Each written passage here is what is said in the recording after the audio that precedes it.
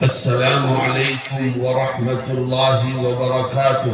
وعليكم السلام ورحمة الله وبركاته. درود شریف پڑھ لیجیے.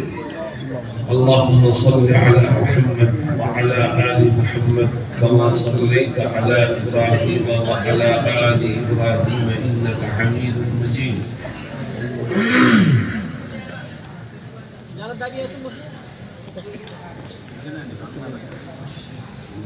الحمد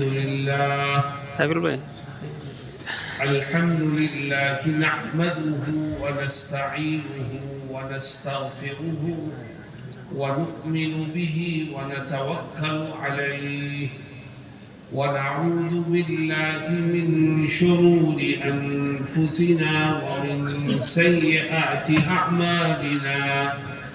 من يهده الله فلا مضل له ومن يضلله فلا هادي له ونشهد أن لا إله إلا الله وحده لا شريك له ونشهد أن سيدنا ونبينا وشفيعنا وسندنا ومولانا محمدا عبده ورسوله صلى الله تعالى عليه وعلى آله وصحبه وبارك وسلم. أما بعد، أعوذ بالله من الشيطان الرجيم. بسم الله الرحمن الرحيم.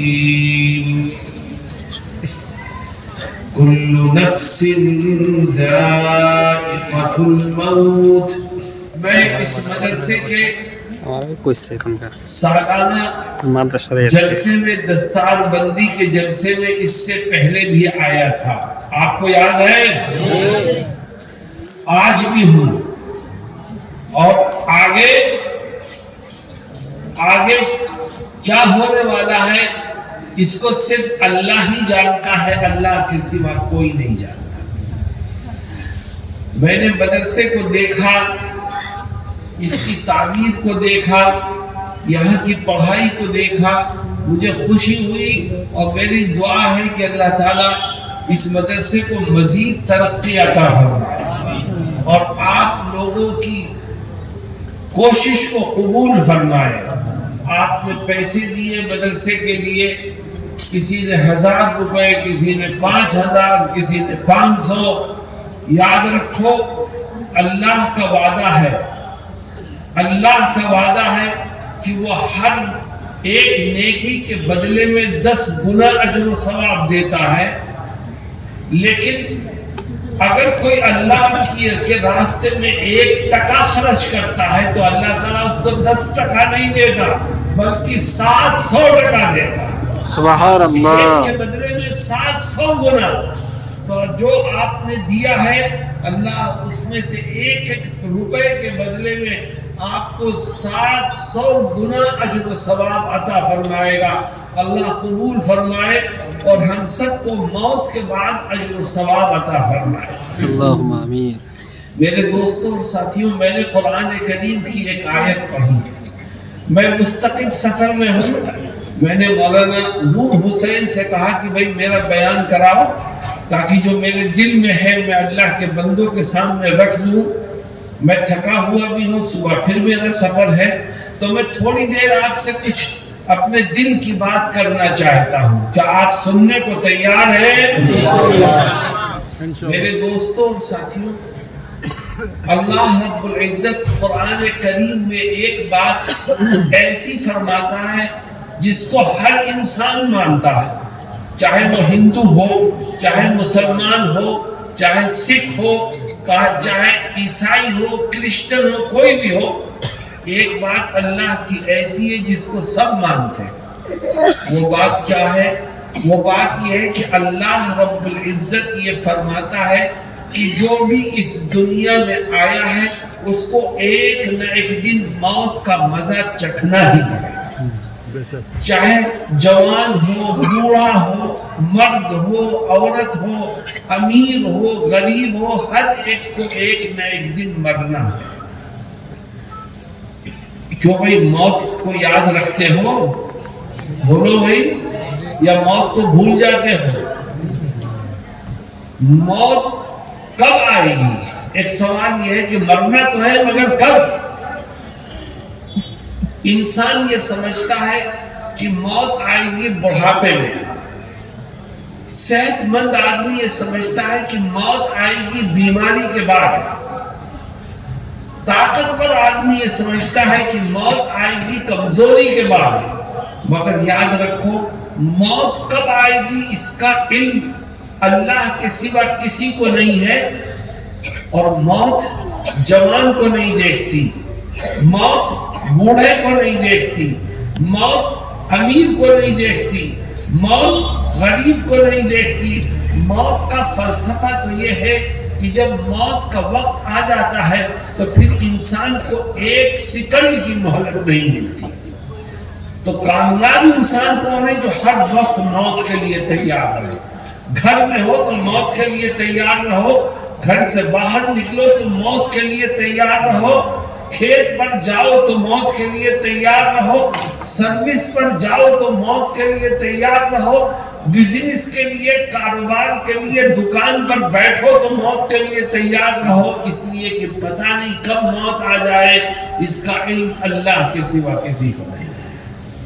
تو بتاؤ، تیار ہو موت کے لیے کہ نہیں؟ اتنے لوگ یہاں بیٹھے ہیں، میں بھی آپ کے سامنے بیٹھا ہوں، ہم میں سے کسی کو پتہ نہیں کہ وہ کل صبح کا سورج دیکھ سکے گا یا نہیں دیکھ سکے گا۔ ہم میں سے کسی کو پتہ نہیں کہ ہم اپنے پیروں پر چل کر اپنے گھر پہنچ سکیں گے یا نہیں پہنچ سکیں گے۔ انسان موت کے لیے ہر وقت تیار رہے۔ آج کا کام کل پر مت ڈالو، موت پتہ نہیں کب آ جائے۔ میرے دوستو، موت کے بعد کیا ہوگا؟ انسان کے دل میں ایک سوال پیدا ہوتا ہے، موت کے بعد ہوگا کیا؟ میرے دوستوں اور ساتھیوں، اللہ رب العزت نے دو ٹھکانے بنائے ہیں، جنت اور جہنم۔ موت کے بعد انسان یا تو جنت میں جائے گا یا جہنم میں جائے گا، پر جائے گا کہاں اس کا علم اللہ کے سوا کسی کو نہیں۔ تو پہلی چیز کہ ہر وقت موت کے لیے تیار رہو۔ دوسری بات یہ کہ موت کے بعد انسان جنت میں جائے گا یا جہنم میں جائے گا، اس کا صحیح علم اللہ کے سوا کسی کو نہیں۔ لیکن ایک حدیث شریف میں نبی کریم صلی اللہ علیہ وسلم دو نشانیاں ذکر فرماتے ہیں اور کہتے ہیں مرنے والے میں اگر یہ نشانی ہو تو سمجھ لو وہ جنت میں گیا، اور اگر یہ نشانی ہو تو سمجھ لو جہنم میں گیا۔ وہ نشانیاں کیا ہیں میں ایک ایک کر کے ذکر کروں۔ صحابہ کرام رضی اللہ عنہم فرماتے ہیں کہ ایک دن نبی کریم صلی اللہ علیہ وسلم بیٹھے ہوئے تھے، آپ کے سامنے سے ایک جنازہ گزرا، آپ نے اس کو دیکھا اور فرمایا وجبت، واجب ہو گئی۔ تھوڑی دیر کے بعد دوسرا جنازہ گزرا، آقا نے اس کو بھی دیکھا اور فرمایا وجبت، واجب ہو گئی۔ جب دونوں جنازے گزر گئے تو صحابہ کرام میں سے کسی نے پوچھا کہ ارے بھائی کھڑے کیوں ہیں، بیٹھ جاؤ، آگے آگے بیٹھو۔ وہ کنارے لوگ کھڑے ہوئے ہیں، کیوں کھڑے ہو، آگے آئیے، بیٹھیے، قریب ہو کے بیٹھو۔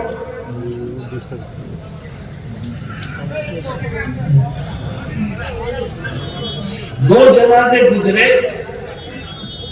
دونوں جنازے آپ نے دیکھے اور ایک ہی جملہ فرمایا کہ واجب ہو گئی، واجب ہو گئی۔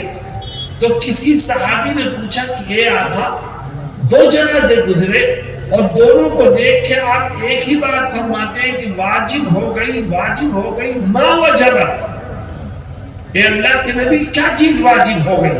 تو دیکھو جنتی اور جہنمی ہونے کی نشانیاں آپ نے بیان فرمائی۔ فرمایا جب پہلا جنازہ گزرا تو میں نے دیکھا کہ اس مرنے والے کے ساتھ جو لوگ چل رہے تھے وہ اس کی تعریف کر رہے تھے، کہہ رہے تھے بڑا اچھا آدمی تھا، بڑا بھلا آدمی تھا، بڑا نیک آدمی تھا، مرنے والے کی لوگ تعریف کر رہے تھے۔ تو میں نے کہا وجبت، واجب ہو گئی. کیا مطلب کہ اس مرنے والے کی تعریف انسانوں کی زبانوں پر آ گئی. یہ نشانی ہے اس بات کی کہ خدا نے اس کے استقبال کے لیے جنت کے سارے دروازے کھول دیے. سبحان تو میں نے اللہ. کہا وجبت جنت واجب ہو. فرماتے ہیں جب دوسرا جنازہ گزرا تو میں نے دیکھا کہ مرنے والے کے ساتھ جو لوگ چل رہے تھے وہ اس کی برائی بیان کر رہے تھے. کوئی زبان سے برا کہتا تھا, کسی کے دل میں اس کی برائی تھی. لوگ کہتے تھے اچھا آدمی نہیں تھا, اچھا وہ مر گیا, اس کے مرنے سے زمین پاک ہو گئی. تو میں نے کہا وجبت واجب ہو گئی, یعنی اللہ کی مخلوق کی زبانوں پر اس کی برائی آئی ہے. یہ نشانی اور علامت ہے اس بات کی کہ خدا نے اس کو جہنم میں جھونکنے کا فیصلہ کر لیا. معلوم کیا ہوا کہ اگر تم یہ چاہتے ہو کہ خدا جنت میں بھیجے تمہیں, تو یاد رکھو جنت میں وہ جاتا ہے جس کے مرنے کے بعد لوگ اس کی تعریف کریں. جنت میں وہ جاتا ہے جس کے مرنے کے بعد لوگ اس کا ذکر خیر کریں. جنت میں وہ جاتا ہے جس کے مرنے کے بعد لوگ اس کا اچھائی سے تذکرہ کریں, اور جس کا تذکرہ لوگ برائی سے کریں, جس کا تذکرہ لوگ غلط انداز سے کریں, اس کے برے کاموں کو ذکر کرتے ہوئے اس کا تذکرہ کریں, تو یاد رکھو اس کے لیے خدا نے جہنم کو بنایا ہے, اس کو دہکایا ہے, اس کو طرح طرح کے عذاب اس میں رکھے ہیں. میرے دوستوں اور ساتھیوں, میں آپ سے ایک سوال کرتا ہوں, میرے سوال کا جواب دینا.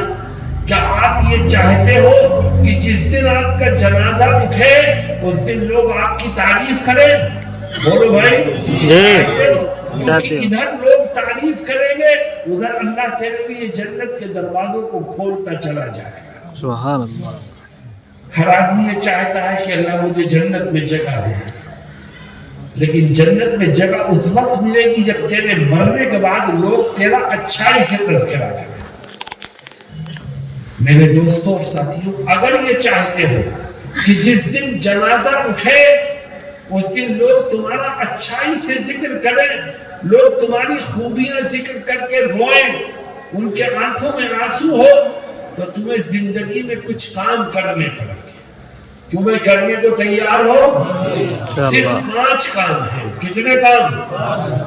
جس نے یہ 5 کام کیے, میں آج اس مدرسے کے جلسے میں اس کو یہ یقین دلاتا ہوں کہ جس نے یہ 5 کام کیے, جس دن اس کا جنازہ اٹھے گا, اللہ رب العزت اپنے بندوں کی زبانوں پر اس کے ذکر خیر کو جاری فرمائے گا.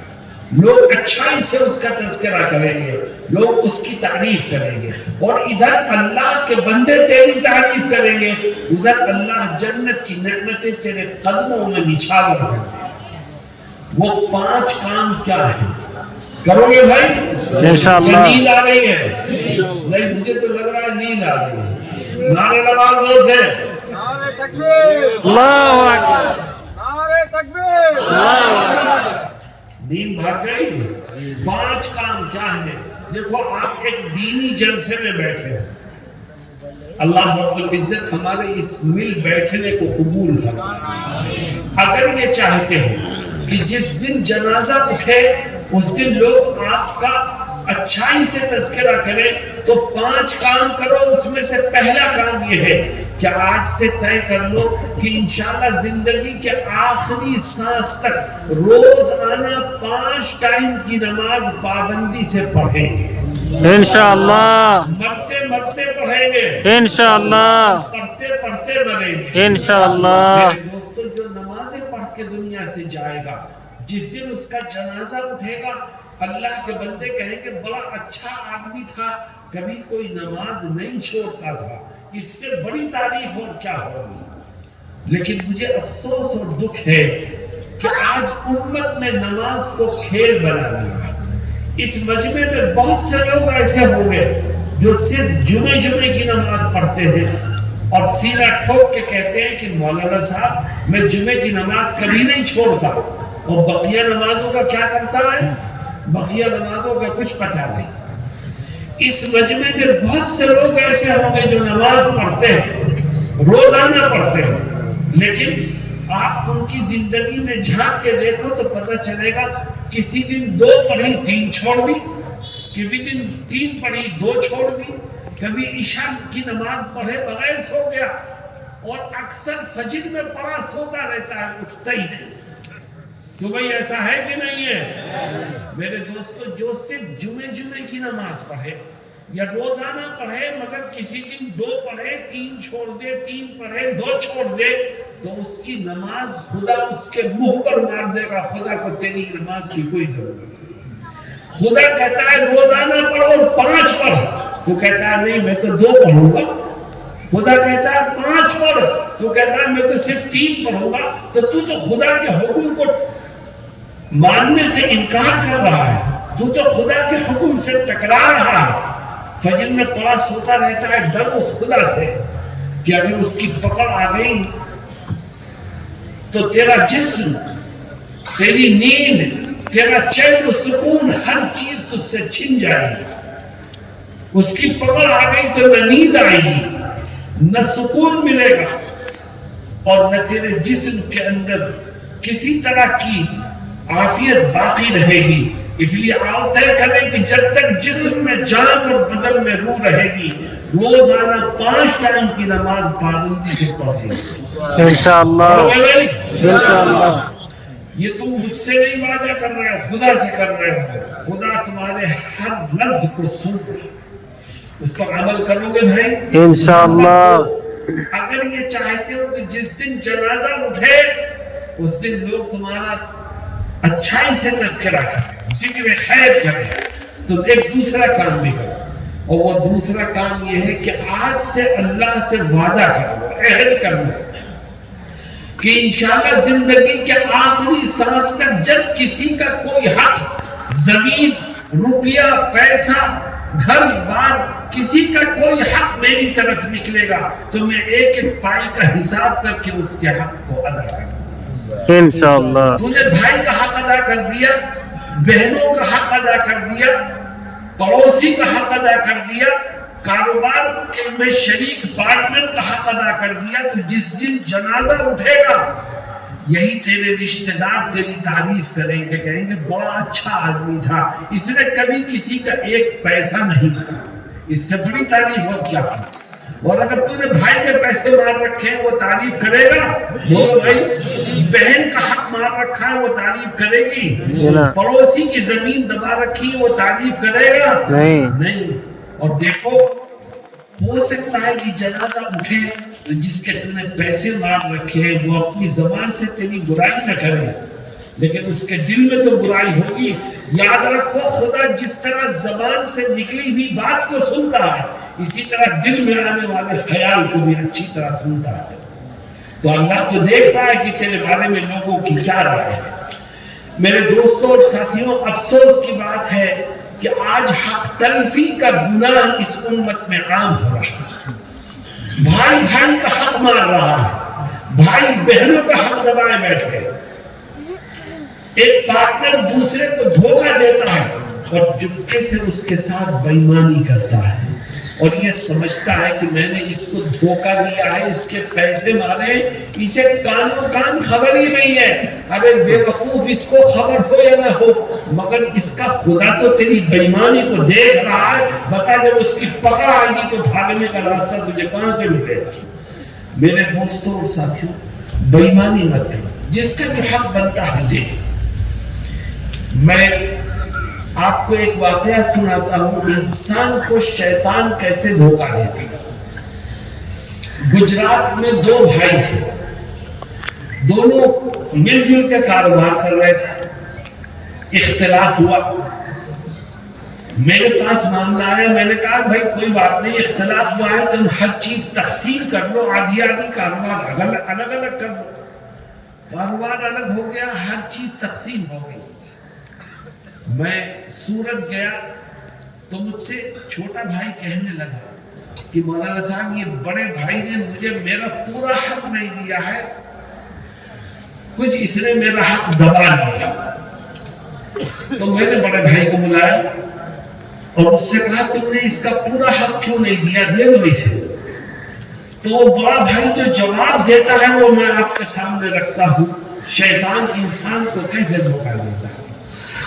میں نے کہا اس کا حق دے دے، تیرا چھوٹا بھائی ہے، تھوڑا پیسہ تو نے کیوں دبا لیا اس کا. تو وہ کہتا ہے مولانا صاحب میں اگر اس کو دے دوں گا سب تو میں اپنے بیوی بچوں کو کیسے پالوں گا. میں نے کہا یہ شیطان کا دھوکہ ہے. اپنے بیوی بچوں کو تو پالتا ہے. دیکھو اللہ کیا کہتا ہے. اللہ فرماتا ہے وَلَا تَقْتُلُوا أَوْلَادَكُمْ خَشْيَةَ إِمْلَاقٍ نَحْنُ نَرْزُقُهُمْ وَإِيَّاكُمْ إِنَّ قَتْلَهُمْ كَانَ خِطْئًا كَبِيرًا. اللہ کہتا ہے اپنی اولاد کو تنگ دستی کے، غربت کے ڈر سے قتل مت کرو. یاد رکھو تمہارا پیٹ بھی میں ہی بھرتا ہوں اور تمہاری اولاد کی پرورش بھی میں ہی کرتا ہوں. تو کہتا ہے میں اپنی اولاد کو کیسے پالوں گا. تو تھوڑے پالتا ہے، تو خود اپنا پیٹ بھی نہیں بھر سکتا. تیرا پیٹ بھی تیرا خدا ہی بھرتا ہے اور تیری اولاد کو بھی رزق تیرا رب ہی عطا کرتا ہے. تو دوسرے کا حق دے گا تو اللہ رب العزت تیرے مال میں برکت عطا فرمائے گا. تیری ضرورتوں کو غیر سے پورا فرمائے گا اور تیرے گھر والوں کے لیے خیر و برکت کے دروازوں کو کھول دے گا. اس لیے آج سے طے کرو کہ جب کسی کا کوئی حق نکلے گا میں انشاءاللہ پہلی فرصت میں اس کو ادا کروں گا. انشاءاللہ میں تیار ہوں اس کے لیے. انشاءاللہ.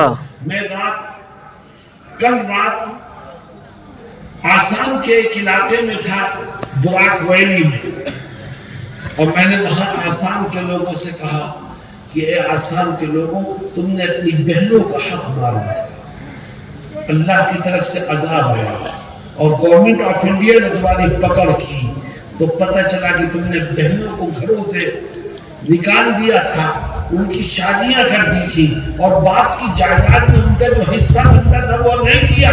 وہ بیچاری در در کی ٹھوکریں کھاتی رہی اور ان کو اپنی نیشنلٹی ثابت کرنے میں دشواریاں پیش آئیں.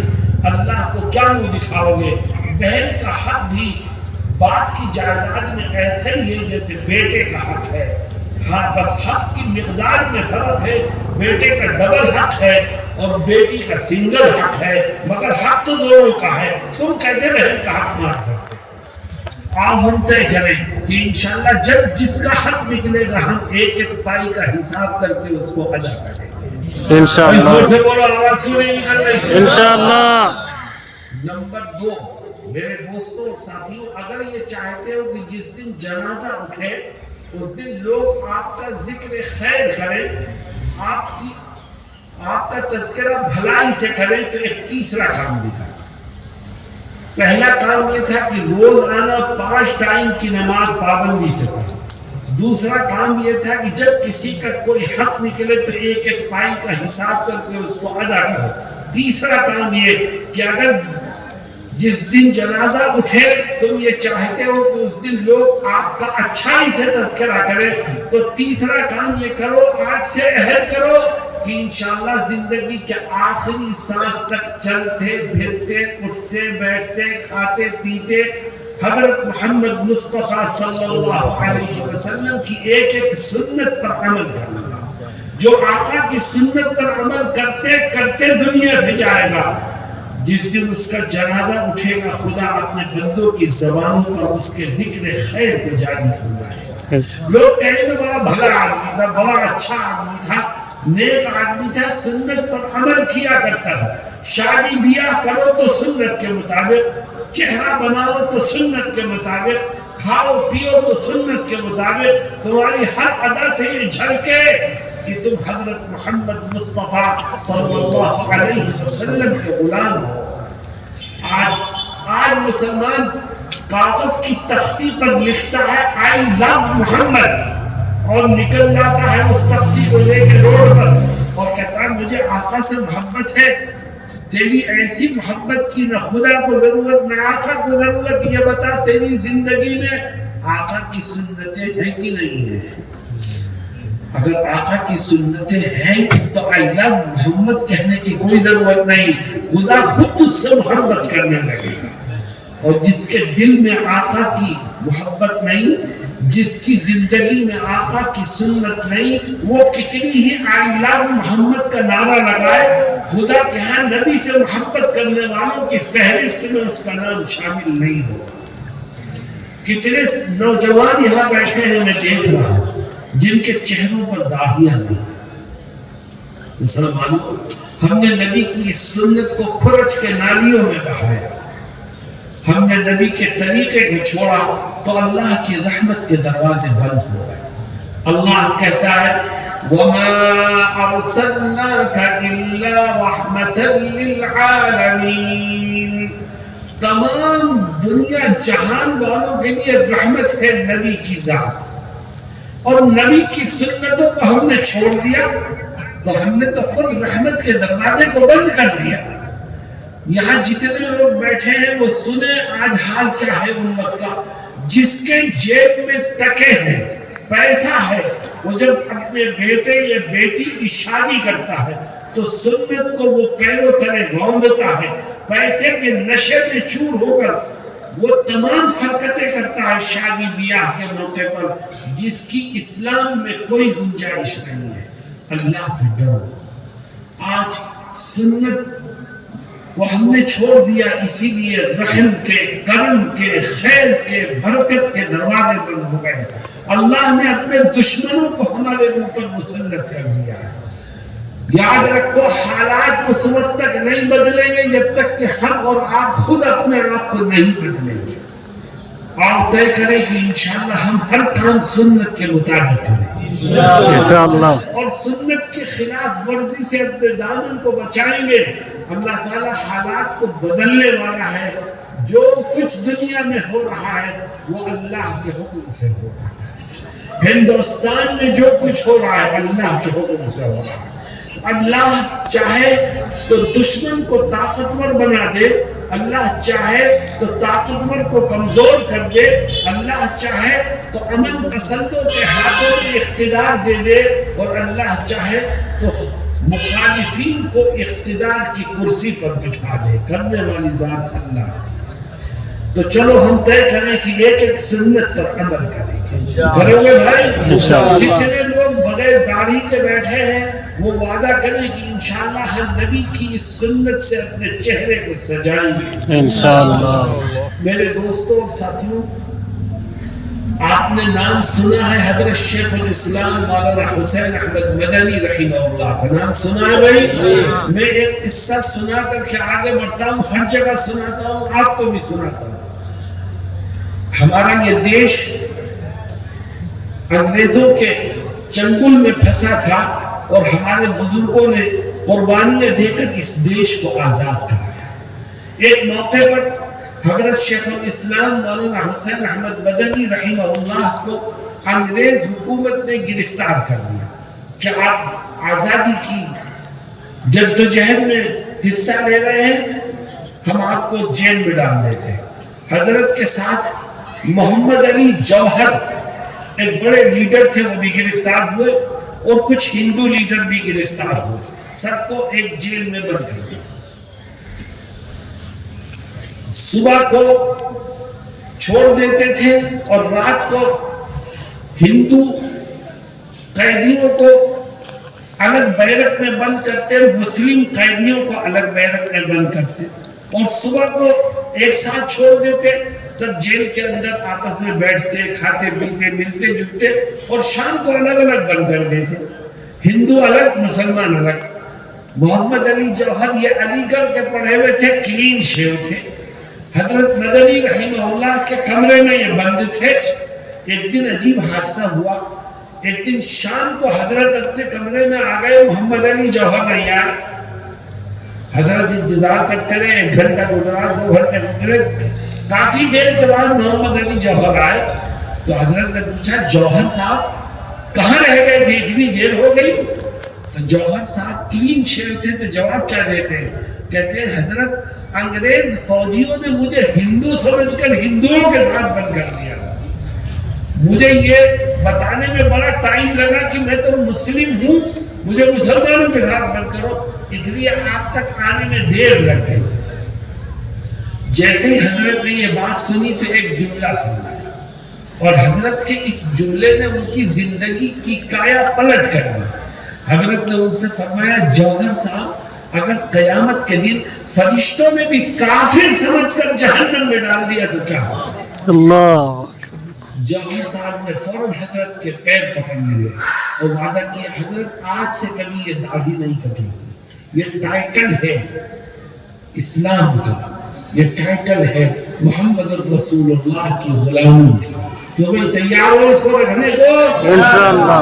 نمبر 4 میرے دوستوں اور ساتھیوں، میں نے کہا تھا 5 کام کرو تو جس دن جنازہ اٹھے گا اللہ رب العزت اپنے بندوں کی زبانوں پر تمہارے ذکر خیر کو جاری فرمائے۔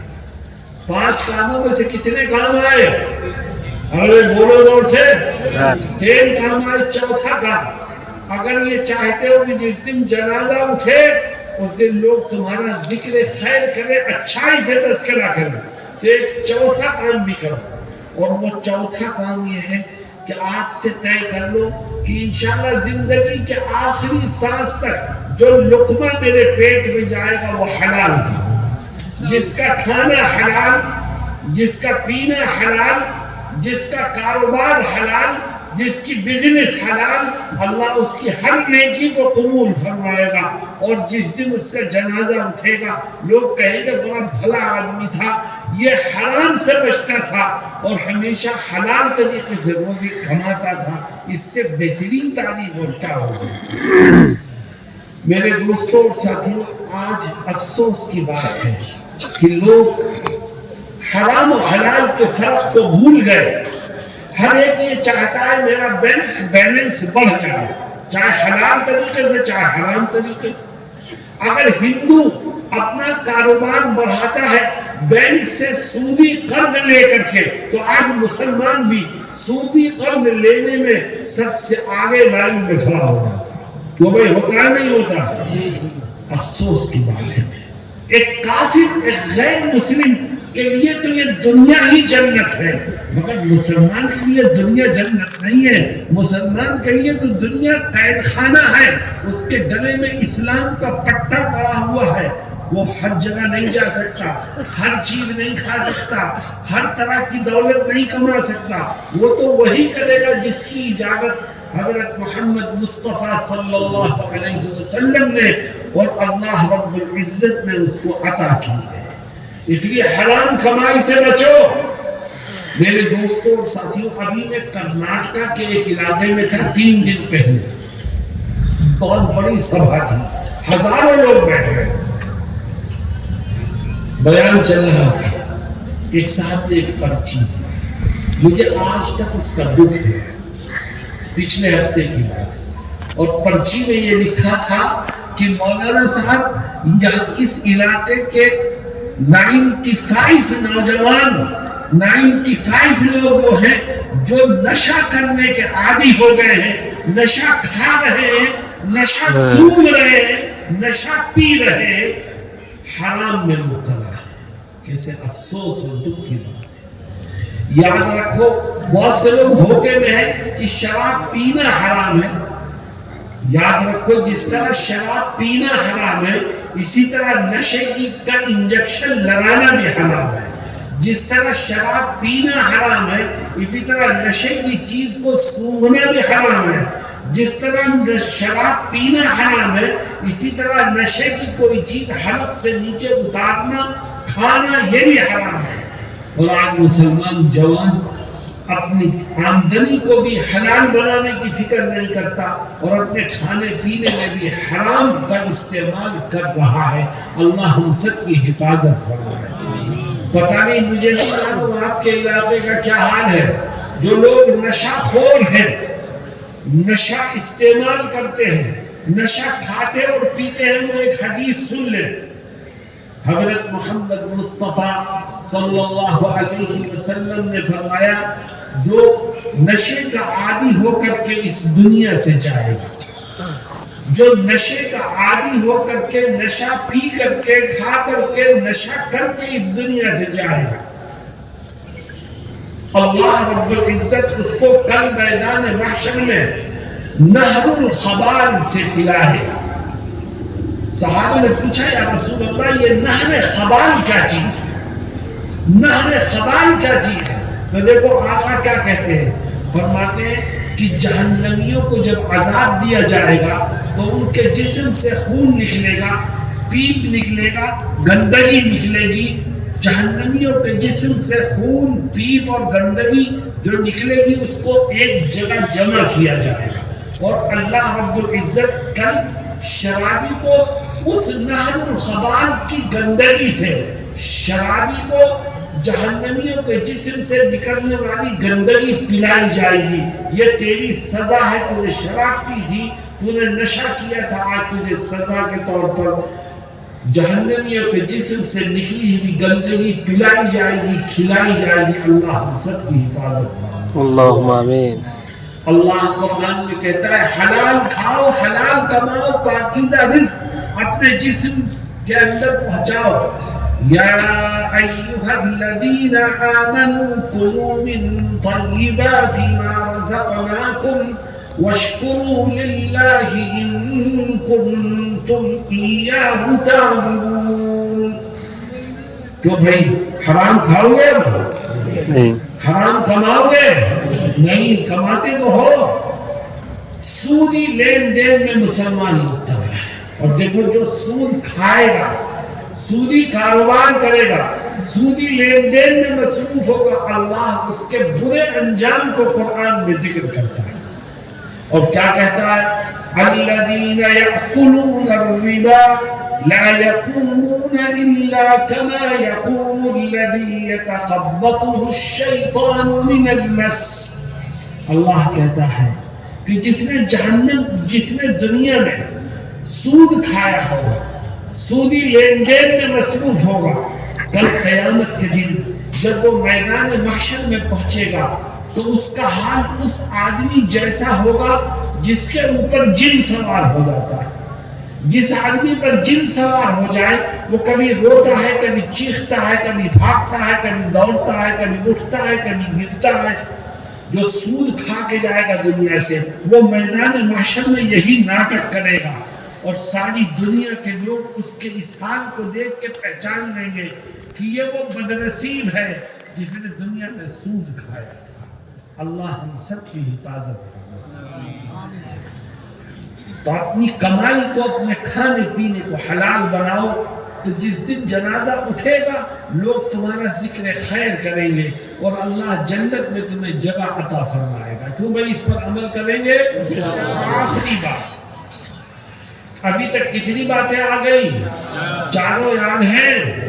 آخری بات میرے دوستو، اگر یہ چاہتے ہیں کہ جس دن جنازہ اٹھے اس دن لوگ آپ کا ذکر خیر کرے، تو ایک پانچویں بات یہ ہے کہ آج سے طے کرو کہ انشاءاللہ زندگی کے آخری سانس تک میں اپنی زبان سے اور اپنے ہاتھ سے کبھی کسی کو تکلیف نہیں پہنچا. جو دوسروں کو تکلیف پہنچانے سے بچے، اپنی زبان سے بھی کسی کو دکھ مت پہنچاؤ، اپنے ہاتھ سے بھی کسی کو تکلیف مت پہنچاؤ. تو جس دن جنازہ اٹھے گا لوگ کہیں گے بڑا اچھا آدمی تھا، اس کی تو کبھی کسی سے لڑائی نہیں ہوتی تھی، یہ اپنی زبان اور ہاتھ سے کبھی کسی کو دکھ نہیں پہنچاتا تھا. حضرت محمد مصطفیٰ صلی اللہ علیہ وسلم ایک حدیث شریف میں فرماتے ہیں کامل مسلمان کون ہے؟ فرماتے ہیں آپ المسلم من سلم المسلمون من لسانه ويده، کہ کامل مسلمان وہ ہے جس کے ہاتھ سے اور زبان سے کسی دوسرے مسلمان کو تکلیف نہ پہنچے. اتنا بڑا مجمع ہے، بتاؤ آج ہم آپس میں ایک دوسرے سے لڑتے ہیں؟ نہیں لڑتے. ہم اپنے ہاتھ سے دوسرے کو تکلیف پہنچاتے ہیں، اپنی زبان سے دوسرے کو دکھ پہنچاتے ہیں، اور یہ بھول جاتے ہیں کہ ہمیں اپنے ہر عمل کا خدا کو حساب دینا ہے. میرے دوستوں اور ساتھیوں، آج دنیا میں امت پریشان ہے، اس کی وجہ یہ ہے کہ ہم آپس میں اختلاف میں مبتلا ہیں. ہم ایک دوسرے کی ٹانگ کھینچتے ہیں، ایک دوسرے کو بے عزت کرتے ہیں، ایک دوسرے کو تکلیف پہنچاتے ہیں. ہمارے درمیان یونٹی نہیں ہے، اسی لیے دشمن ہمارے اوپر مسلط ہو جاتا ہے. اللہ رب العزت قرآن میں کیا کہتا ہے؟ مسلمانوں مجھ سے ایک وعدہ کرو کہ آج سے ہم خاندانی جھگڑوں کو ختم کریں گے. کیوں بھائی تیار ہو؟ انشاءاللہ. ہم اپنے پڑوسیوں سے جھگڑے ختم کریں گے. ہم آپس میں لڑائی اور جھگڑے نمٹا لیں گے انشاءاللہ. کبھی نہیں لڑیں گے. کیوں؟ اللہ کیا کہتا ہے؟ اللہ کہتا ہے جھگڑے ختم کرو ورنہ تمہاری ایسی کی تیسی کر دوں گا میں. اور کہتا ہے 2 طرح کا عذاب میں تو تمہارے اوپر مسلط کروں گا. یہ اللہ کو کیا ہے؟ فرماتا ہے وَلَا تَنَازَعُوا فَتَفْشَلُوا وَتَذْهَبَ رِيحُكُمْ وَاصْبِرُوا إِنَّ اللَّهَ مَعَ الصَّابِرِينَ. اللہ کہتا ہے آپس میں جھگڑو مت، اور اگر جھگڑو گے تو تمہارے اوپر 2 عذاب مسلط کروں گا. پہلا عذاب فتفشلوا، اگر تم جھگڑو گے خاندان میں، گھر میں، محلے میں، پڑوسیوں سے جھگڑو گے تو پہلا عذاب یہ ہوگا کہ زندگی کے ہر قدم پر تمہیں ناکامی کے سوا کچھ ہاتھ نہیں لگے. فتفشلوا، تم ناکام ہو جاؤ گے.